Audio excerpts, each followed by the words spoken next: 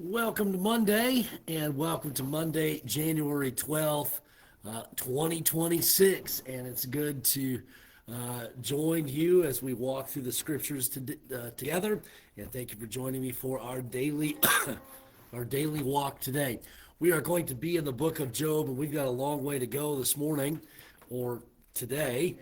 We're going to look at several chapters, and we'll see if we can get several of them covered here, and excited about reading through the scriptures here today. Hit the share button, comment, like, all that good stuff. No matter what platform you're using, would encourage you to jump on here today for our daily walk and comment throughout. All right, here we go.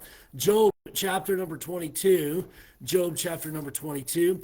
Job's friend Eliphaz is addressing Job here, and then we're going to get into a lengthy speech by Job over the next several chapters, and looking forward to that. So let's look at what Eliphaz has to say about Job's situation.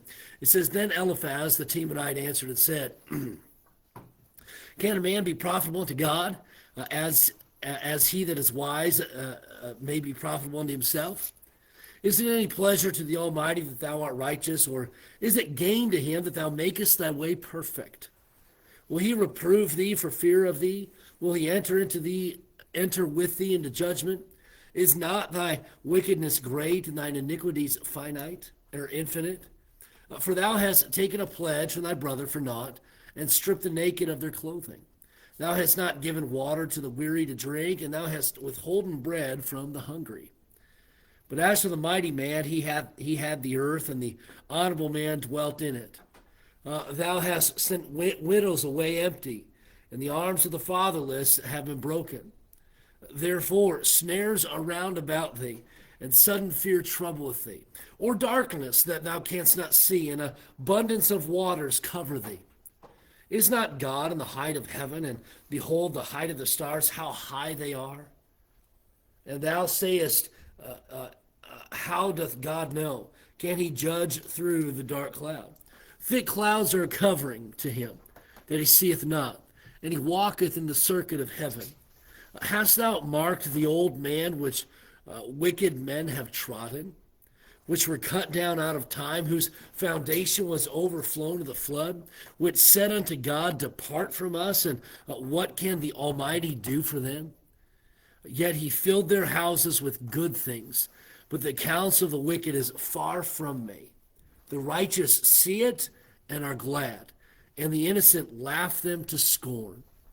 Whereas our substance is not cut down, but the remnant of them the fire consumeth. Acquaint now thyself with him, and be at peace. Thereby good shall come unto thee." Once again, the same message being preached by Job's friends. If you just get right, good will come.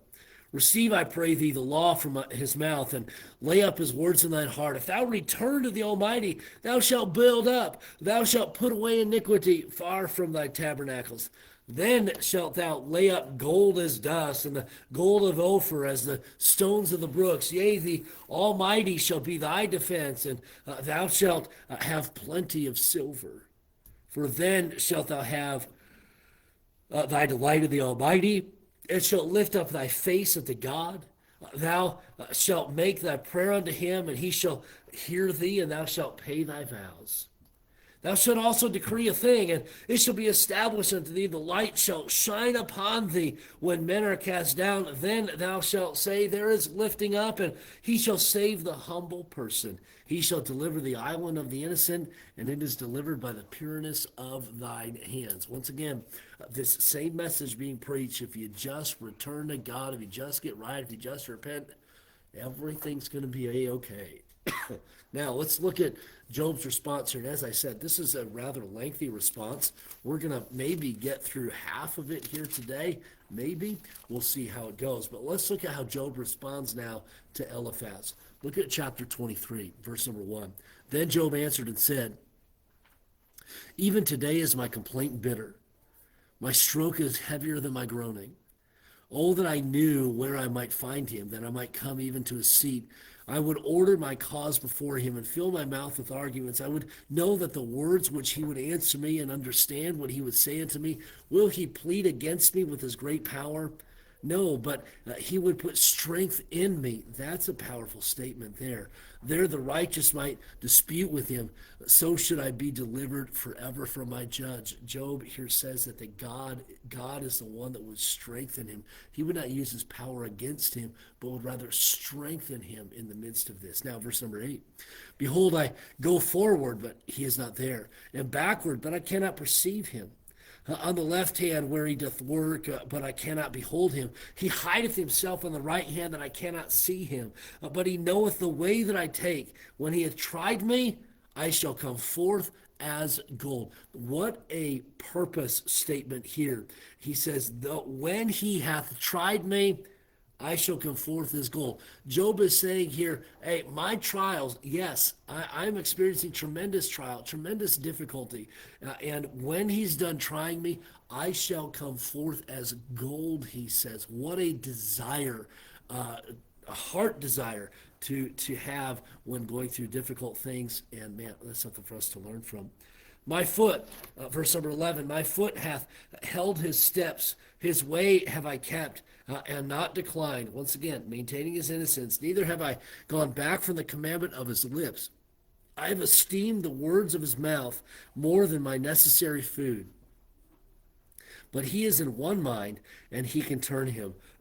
And what his soul desireth, even that he doeth. For he performeth a thing that is appointed for me, and many such things are with him. Therefore am I troubled at his presence. When I consider, I am afraid of him. For God maketh my heart soft, and the Almighty troubleth me. Because I am not cut off before the darkness, neither hath he covered the darkness from my face. Chapter 24. Why seeing times are not hidden from the Almighty? Do they that know him not see his days? Some remove the landmarks. They violently take away flocks and feed thereof. They drive away the ass of the fatherless. They take the widow's ox for a pledge. They turn the needy out of the way. The poor of the earth hide themselves together. Behold, as wild asses in the desert go they forth to their work, rising betimes for prey. The wilderness yieldeth food for them and for their children. They reap every one his corn in the field, and they gather the vintage of the wicked. They cause the naked to lodge without clothing, that they have no covering in the cold.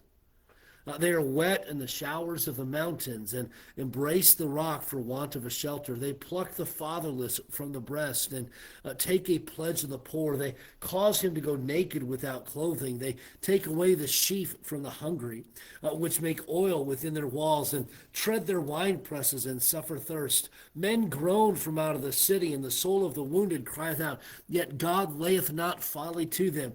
They are of those that rebel against the light. They know not the ways thereof, nor abide in the paths thereof. The murderer riseth without the light, with the light killeth the poor and needy, and in the night is as a thief. The thief also of the adulterer waiteth for the twilight, saying, no eye shall see me, and disguiseth his face. In the dark they dig through houses, which they had marked for themselves in the daytime. They know not the light. That huge description of the wicked there. Verse 17, for the morning is to them even as the shadow of death. If one know, they are in the terrors of the shadow of death. He is swift as the waters, their portion is cursed in the earth. He beholdeth not the way of the vineyards. Drought and heat consume the snow waters, so doth the grave those which have sinned. The womb shall forget him. The worm shall feed sweetly on him. He shall be no more remembered. The wickedness shall be broken as a tree. He evil entreateth, the barren that beareth not, and doeth not good to the widow. He draweth also the mighty with his power. He riseth up, and no man is sure of life. Though it be given to be in safety whereon he resteth, yet his eyes are upon their ways. They are exalted for a little while, but are gone and brought low. They are taken out of the way as all other, and cut off as the tops of the ears of corn. And if it be not so, who will make me a liar and make me speech nothing worth? Chapter 25. Then answered Bildad the Shuhite. Okay, so Bildad chimes in here and said in verse number 2, dominion and fear are with him. He maketh peace in his high places. Is there any number of his armies upon whom doth not his light arise? How then can man be justified with God? Or how can he be clean that is born of a woman? Behold, even to the moon, and it shineth not, yea, the stars are not pure in his sight. How much less man that is a worm, and the Son of Man, which is a worm? Job chimes in, but Job answered and said, how hast thou helped him that is without power? How savest thou the arm that hath no strength? How hast thou counseled him that hath no wisdom? And how hath thou plentifully declared the thing the thing as it is? To whom hast thou uttered words? And whose spirit came from thee? Dead things are formed from under the waters, and inhabitants thereof. Hell is naked before him, and destruction hath no covering. He stretcheth out the north over the empty place, and hangeth the earth upon nothing. He bindeth up the waters in his thick clouds, and the cloud is not rent under him. He holdeth back the face of his throne, and spreadeth his cloud upon it. He hath compassed the waters with bounds until the day and night come to an end. The pillars of heaven tremble and are astonished at his reproof. He divideth the sea with his power, and by his understanding he smiteth through the proud. By his spirit he hath garnished the heavens. His hand hath formed the crooked serpent. Lo, these are parts of his ways, but now little a portion is heard of him. But the thunder of his power, who can understand? And Job here recognizing God and all his power and praising him for that. Chapter 27. Moreover, Job continued his parable and said, as God liveth, who hath taken away my judgment, and the Almighty, who hath vexed my soul? All the while my breath is in me, and the Spirit of God is in my nostrils. My lips shall not speak wickedness, nor my tongue utter deceit. God forbid that I should justify you till I die. I will not remove mine integrity from me. Once again, Job standing up for himself, saying he is speaking the truth. Verse 6, my righteousness I hold fast, and I will not let it go. My heart shall reproach me so long as I live. Let mine enemy be as the wicked, and he that riseth up against me as the unrighteous. For what is the hope of the hypocrite? Okay, that's what Job's being accused of. He's being accused of being a hypocrite. And he's saying, hey, what is the point of this? What is the purpose of the hypocrite? He says this in verse number 8, for what is the hope of the hypocrite? Though he hath gained, when God taketh away his soul. Will God hear his cry when trouble cometh upon him? Will he delight himself in the Almighty? Will he always call upon God? I will teach you by the hand of God that which is with the Almighty will I not conceal. Behold, all ye yourselves have seen it. Why then are ye thus altogether vain? This is the portion of a wicked man with God, and the heritage of oppressors, which they shall receive of the Almighty. If his child be multiplied, it is for the sword, and his offspring shall not be satisfied with bread. Those that remain of him shall be buried in death, and his widows shall not weep.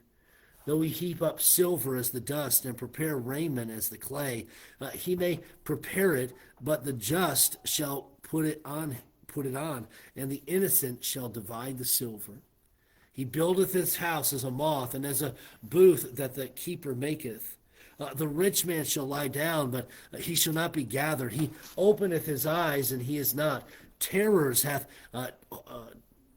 take hold on him as waters. The tempest stealeth him away in the night. The east wind carrieth him away, and he departeth. And as a storm hurleth him out of his place, for God shall cast upon him and not spare. He would fain flee out of his hand. Men shall clap their hands at him, as shall hiss him out of his place. And so Job saying the hypocrite is truly hopeless. And what is the point of the hypocrite? If God comes judging, he's already in sin because he's been hypocritical. And Job, once again, taking a stand for his integrity, maintaining his innocence, and then also maintaining his trust in God, even as we read in chapter 26, how he praises God for who he is and for his power. Thank you so much for joining me today for our daily walk through the scriptures. Hope that it was a blessing to you. And those of you who are watching throughout the day, once again, let me remind you to comment throughout, share, so that we can get the word out here. All right. God bless you all. Hope you have a great week, and looking forward to continue our daily walk tomorrow. Have a blessed day, everybody.